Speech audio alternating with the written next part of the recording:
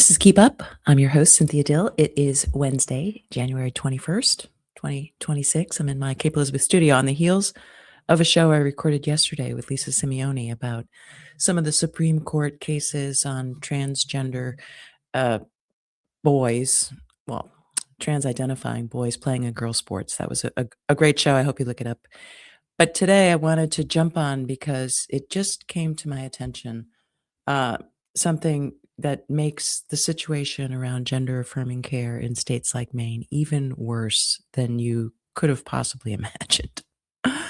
And it's because of whistleblowers. So I want to just pay a special tribute to whistleblowers. I represent whistleblowers in legal cases in New England and in Washington, D.C. And I must tell you that it takes a, a thick skin and a strong back to weather the storms of litigating a whistleblower claim and having the fortitude to stick to your guns because it takes a long time and the headwinds are strong. The forces against you are incredibly strong. And so the whistleblowers I'm particularly grateful to are those who made the WPATH files available. And WPATH stands for the World Professional Association of Transgender Health. It sounds very important, and not only does it sound important, but it is actually an organization on which Maine law is based when it comes to gender affirming care. Gender affirming care is defined as care and standards that are announced by this WPATHS, World Professional Association of Transgender Health. And it has come out with various iterations of so-called standards of care. And it was originally rooted in some experimental surgery on transvestites and transsexuals, and over the years developed into this WPATHS. And somehow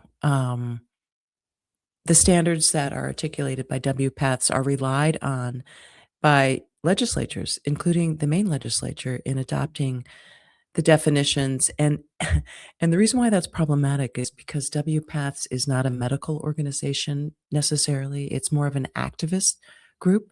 It includes lawyers and political activists, as well as very activist doctors. And so it's an organization. It does not use the scientific method, and it's essentially just experimenting on our kids, experimenting with hormones and hormone therapy and cross-sex hormones and surgery. And WPATHs is referred to in Maine's laws not only about that 16 and 17-year-olds can consent to gender affirming care without their parents' consent, but then it uses a reference to WPATHs in that law. I'm looking at Maine Title 22, Consent for Gender Affirming Hormone Therapy. This was a law that was passed in 2023 and makes reference to the World Professional Association for Transgender Health. So you can have kids in Maine, and I've said this so many times, but there's an even more of an urgency to it, and I'm going to get to that in a minute. So you can have kids in Maine who are 16 and 17, and all they need to do is have a Zoom call with an organization like Planned Parenthood and get prescribed puberty blockers, cross-sex hormones, without their parents' involvement. And then if something goes wrong, and this is really the kicker, if something goes wrong, they have no cause of action against anyone who provides gender affirming care, because in Maine, not only do we make gender affirming care a right, but last year the legislature created and passed a shield law. Again, like sort of in the dark, the bill came out as a concept draft with no substance whatsoever. And then like weeks later, there was this gigantic law, and it's part of this national campaign, this national politics rolling across the country, headed up by the very partisan attorney generals and all these advocacy groups. You see it play out, blue states, red states. Every red state has a certain bill that's trying to get through the legislature, and every blue state has one about gender affirming care.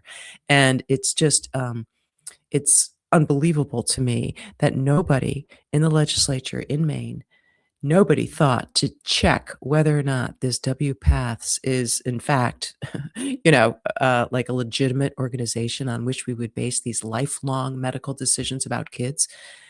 So these kids are not only allowed but encouraged to self-identify themselves in need of gender-affirming care and then direct their own care. These guidelines that WPATHS comes up with basically says to all the providers, well, what we recommend is whatever these young people want, just basically give it to them. And as you know, I have been beating the drum against gender identity laws that were shoved through the Maine legislature by the progressive Democrats, Equality Maine, ACLU, Women's Lobby, all the same, GLAAD, all the A, B, C, D, I call them the alphabet group, just pushed these gender identity laws through. Really, there was no evidence that nobody was being discriminated against on the basis of their gender identity, but it was the cause célèbre for the progressives. It was the agenda that was getting, big organizations like the Maine Democratic Party and these various groups there. That's how they get their fundraising, right? So they push through gender affirming care. It becomes a legal right. They shield the providers of it from legal liability. And guess what is a protected guess just think for a minute, gender identity, people think, "Oh, it's because if a boy really deep down doesn't align his body and mind." In my view, it's a dissociation between your body and your soul. And it's unfortunate and it causes a lot of distress. And I think the real science shows that adolescents, when they're experiencing this gender incongruence, this gender dysphoria, if they're just simply encouraged to get through it, they do get through it. And many of them are gay. But gender affirming care forces medical providers to affirm this gender affirming care that WPATHS has set out in its 8th edition that is referenced in all our Maine laws. And that is not based on science, and it includes a gender identity as a eunuch. So you want to be a eunuch, if you want to castrate yourself, remember Shakespeare days? There was the eunuchs in around the castle performing various tasks for the royalty. Um, Serving the harems in some of the stories that we hear about long ago. Uh, not something you'd think of as necessarily helping kids, and certainly not a gender identity that you should have a legal right to, and certainly not a procedure that somebody who performs it on someone who, in my view, can't have possibly informed consent, right? Whether you're a child, whether you're someone with a mental illness, even if you don't have informed consent and you become a eunuch as your gender identity, the person who removes your healthy body organ is immune from malpractice suits. Nobody who performs this gender affirming care as outlined by a group that has been completely discredited, that does not have the best interests of children at heart, that is not based in science, that does not have peer review. It's experiments. It's experimenting on kids by this fringe group that has been enshrined by, our laws. And now it just maddens me that there's immunity. So this gender ideology is so prevalent in our society that we really do have to get our arms around what is the truth. And I think we're seeing, maybe a little bit of development. We saw at the Supreme Court, the lawyers arguing the cases for West Virginia and Idaho, kind of backing away from saying that men, trans women are women, but instead saying that, well, if you're a trans person who takes enough, um, you know, if your testosterone has been suppressed enough, then you should be allowed to play in girl sports. I don't think that's a winning argument, but so maybe they're getting away from trying to push the lie that men can be women. But what they're not getting away with, and what this is just crazy to me, and we need to get to the bottom of it. What they are getting away with is anybody associated with providing gender affirming care, which is this bullshit, like pseudo-scientific experimenting on kids, anybody who's involved in that in Maine, thanks to the Democrats, thanks to the Alphabet Club, are immune. And not only that, but if you try to hold these people accountable, you might be sued for punitive damages. It is nuts. It's beyond nuts. So thank God for whistleblowers, because it's the whistleblowers who exposed WPATHs, which is, again, I mean, you just go to the Maine law that was passed in 2024, the SHIELD law that protects, people from creating eunuchs. You want to be a eunuch, just come to Maine and you can have your gender identity and gender expression um, paid for by the Maine taxpayers. And let's hope it's a good surgery, because if something goes wrong, well, you're out of luck. And not only that, but what this report, and I encourage all of you to go and get this, it's called the WPATH Files, Pseudoscientific Surgical and Hormonal Experiments on Children, Adolescents, and Vulnerable Adults by Mia Hughes, and it's in the Environmental um, Progress Organization. And it it's quite astounding to read, and there's a lot of good references and evidence and arguments. And I would just point out that thankfully, because this WPATHs has gone so far to include a chapter on eunuchs as a normal gender identity, one that doctors could help make happen for anyone who thinks that being a eunuch is their true self. And that's, I think that's nuts. I mean, we've got to change that. The healthcare system in America is so broken. Okay, the mental health system in America is so broken. Our children are struggling under a burden of psychosis and mental illness, some of which could be eliminated by the adults in their life, including the legislatures, like here in Maine, that promote this quackery, this experimental voodoo on vulnerable kids, people with mental illness, and then provide legal immunity for the practitioners of this nonsense. It it's crazy. So gender identity laws discriminate against women and harm children. Gender identity laws discriminate against women because they remove protections on the basis of sex. There's no longer sex-based challenges. You can't have sex-based spaces or sex-based teams if you don't recognize the reality of sex. And when I say that gender identity laws are an existential threat to women and girls, I mean it. This is not melodrama. This is, in fact, Maine has changed laws to remove the female sex from the law, to remove references to women. The word woman has been removed, extracted, replaced. Breastfeeding is chest feeding. Female is defined in law in Maine as anyone who identifies as a female. That's not true. That's not the truth. So when we have laws that state falsely that a female is anyone who identifies as one, regardless of how they were assigned at birth, is another bullshit use of language in Maine laws that is so disturbing. As if when a woman gives birth to a child in a hospital and it's recorded on a birth certificate that the child is male or female, as if that's some random act, as if that has not any basis in science, as if it's not based on the fact that there are two X chromosomes or XY chromosomes, and a doctor with like years of experience and credentials determines the sex of the baby. This is not rocket science, but it is science.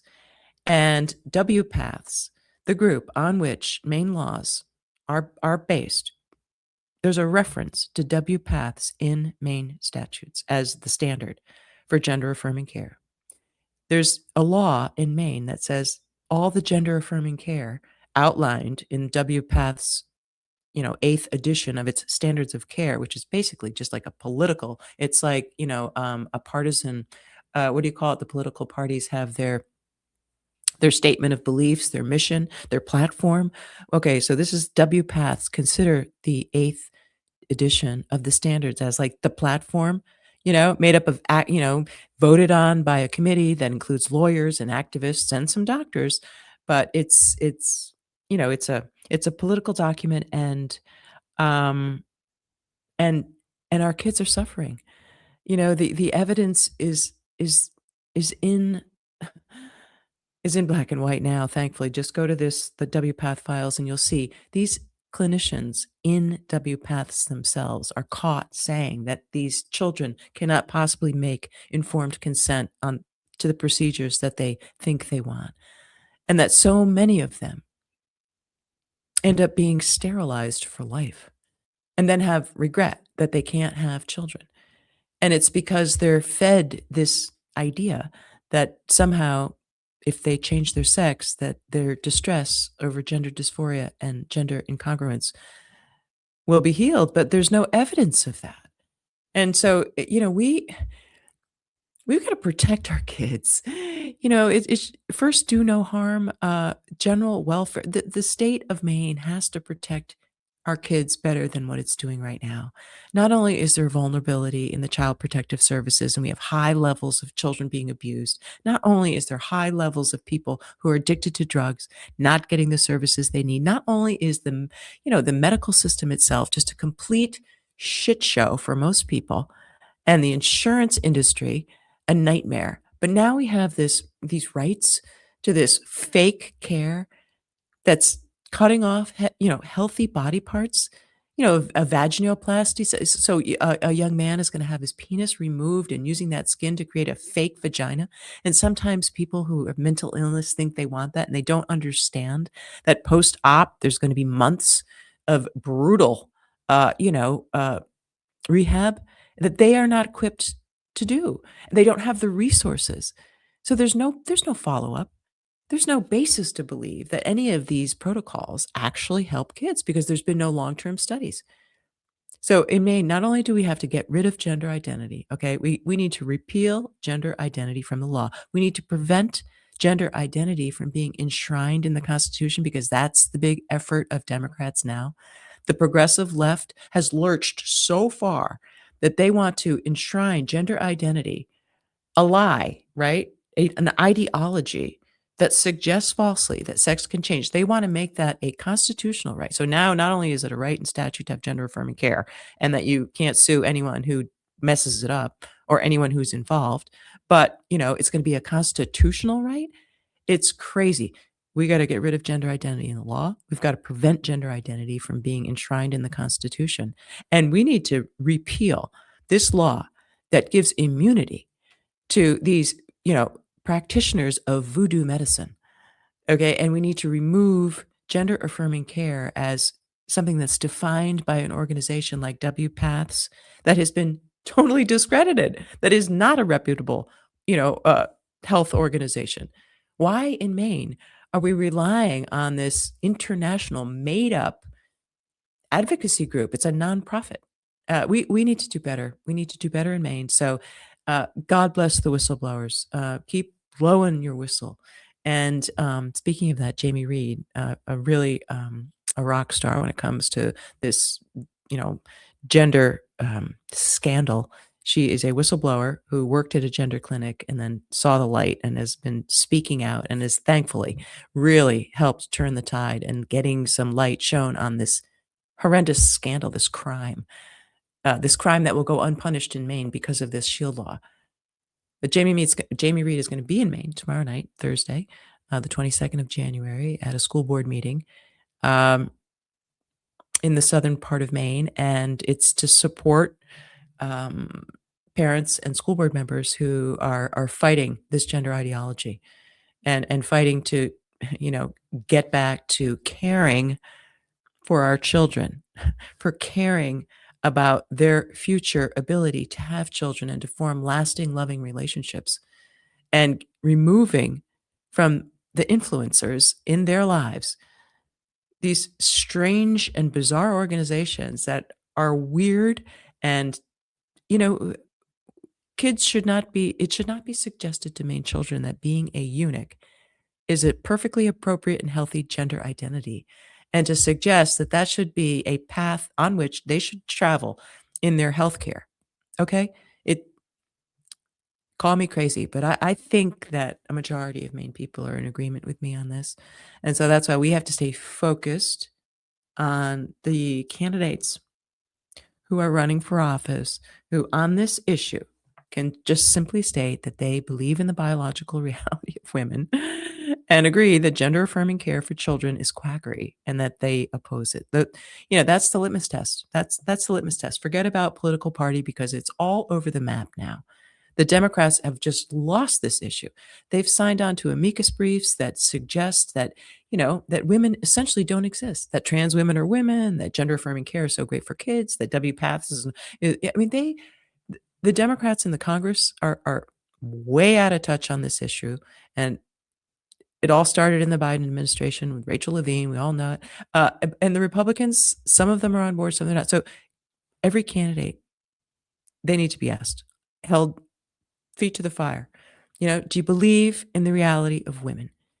Do you agree that women and girls need to be protected on the basis of sex under Maine law? And do you believe that medical experimentation on our kids should not happen and certainly should not be protected with immunity laws? So, thanks to the whistleblowers and stay alert. We're not going to take over Greenland. So we can rest easy tonight. Well, I say that, of course, tongue in cheek. We can never rest easy, and that's part of the Trump administration show, right? The Trump show, it's to keep the story going. It's like a reality television show. So everybody was on edge. Were we going to invade Greenland? I mean, crazy, right?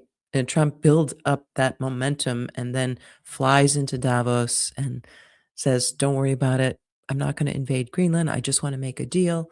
It's a show. And we got to stay vigilant, stay focused on things that are important, things that we can control. Use your voice. Stand up for women and girls. Stand up for Maine law changing. And that's it for today's show. This is Cynthia Dill. Take care.